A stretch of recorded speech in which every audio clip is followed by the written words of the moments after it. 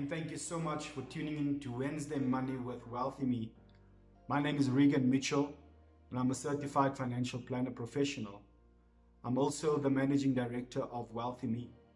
WealthyMe is a wealth advisory firm with the focus on generational wealth creation and legacy protection. Today we want to just share with you on two important things that I think is important. The first being the debt relief and the consequences, or at least the long-term ramifications of the debt relief. I also want to maybe preempt a few thoughts about today's emergency budget speech by Tito Mboweni. Now, since the beginning of lockdown, economies around the world has taken a thrashing, and South Africa has been no exception. In our country, we have seen industries close down. We have seen people go from paycheck to no check. We have seen people getting big salary cuts as well. And government has tried their utmost best, and they're still doing, to try and relieve the pain that is caused by this novel coronavirus. So the banks have also offered their support to the economy as well as to households. And we know that the bank has offered what we know as a 3-month payment holiday.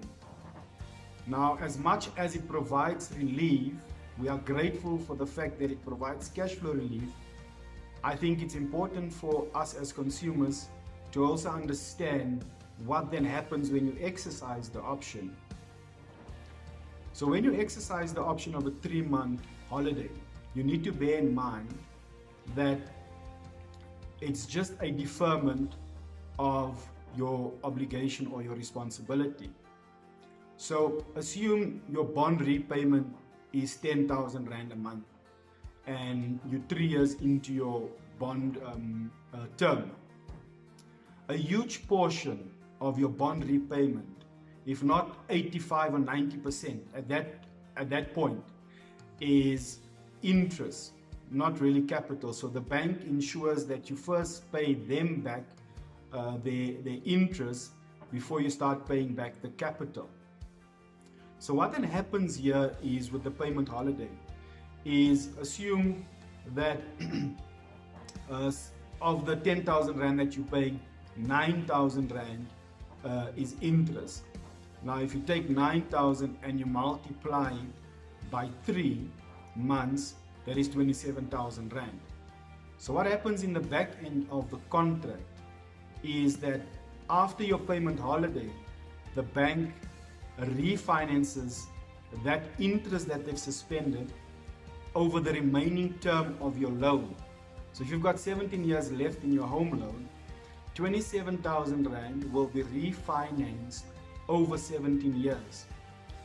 Now, the consequence of that is the additional interest cost that's going to be added to your loan, and also the potential of your repayment increasing because you've basically borrowed more money from the bank. Now, it depends how far you are. So if you've got 17 years, the additional repayment will be small. But if you've got 5 years left in your bond or 3 years left in your bond, the repayment will increase by much more. So that is important for you to understand as a consumer. Now, we know that our government has been making loan after loan. We've also seen now in the week or last week that the New Development Bank has approved a 1 billion Rand loan to the South African government. What is that? 17 billion Rand. $1 billion, 17 billion Rand. We also see now that there's a $4 billion loan from the IMF in the pipeline. Now we need to understand this, right?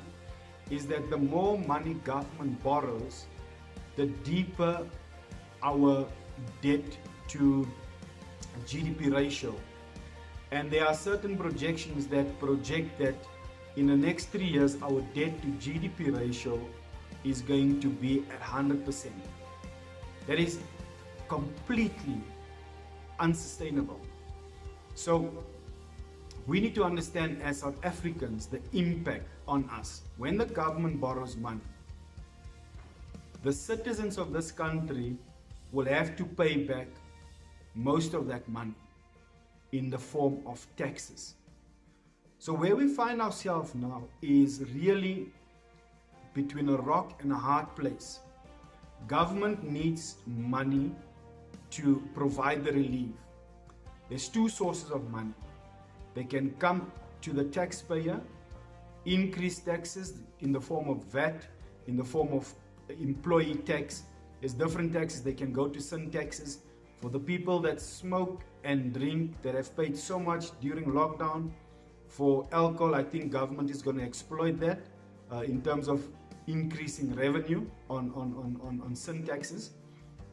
So that's government's option. The other option is borrowing from foreign countries, and government is doing that at the moment. Ultimately, that's going to affect us. So we need to understand in this country, and as citizens of this country, this time that we are in, we need to apply wisdom with our finances. If you are a beneficiary of the temporary employment relief scheme, you got cash, let's say you got money from your pension fund, maybe a retrenchment package, whatever cash you're getting into your hands now, please, I plead with you not to go on a spending spree. Now is not the time to go and spend recklessly. You need to manage your cash flow very carefully, because there is uncertainty and we need to apply wisdom in this situation, right? So that is what I wanted to share with you today.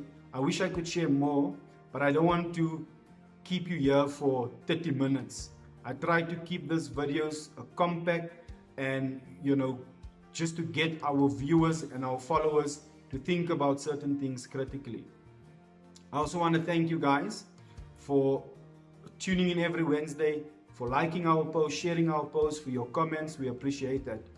I wanna plead with you to please subscribe to our newsletter. There's some good content that's starting to go out on our newsletter. Go onto our website, on the homepage, scroll right to the bottom and just put in your email address. That's all we need for you to subscribe to our newsletter so that you can get updates from WealthyMe. Once again, thank you so much for tuning in to Wednesday Money with WealthyMe, and have a lovely day. God bless you.